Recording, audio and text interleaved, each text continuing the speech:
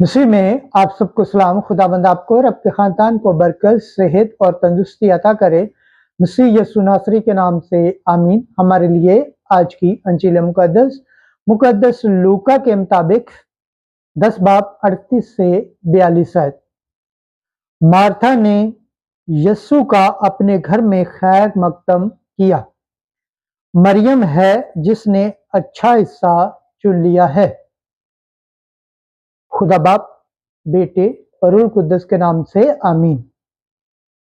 एक दिन जब यीशु और उसके शागिर्द जा रहे थे तो वो एक गांव में दाखिल हुए और मार्था नामी एक औरत ने यीशु को अपने घर में उतारा और मरियम नामी उसकी एक बहन थी और वो भी खुदावंद के पांव के पास बैठकर उसका कलाम सुनती थी। मगर मार्था तरह तरह की खिदमत करने के तरादू में थी। वो ठहर कर कहने लगी कि ऐ खुदावंद, तू ख्याल नहीं करता कि मेरी बहन ने खिदमत करने को मुझे अकेला छोड़ दिया है। बस उससे कहे कि मेरी मदद करे। लेकिन खुदावंद ने जवाब में उससे कहा, मार्था, ऐ मार्था, तू बहुत सी बातों के फिक्र बातरादू में है, मगर एक ही बात दरकार है। बस मरियम ने अच्छा हिस्सा चुन लिया है जो उससे छीना ना जाएगा।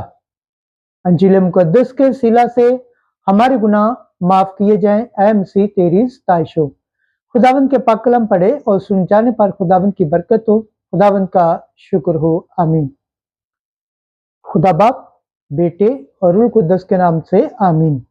अजीज दोस्तों, आप सबसे गुजारिश है इस चैनल को ज़्यादा से ज़्यादा शेयर करें, लाइक करें, सब्सक्राइब करें और कमेंट्स करें और बेल आइकन को प्रेस करना ना भूलें ताकि हर आने वाली वीडियो का नोटिफिकेशन सबसे पहले आप तक पहुंचे।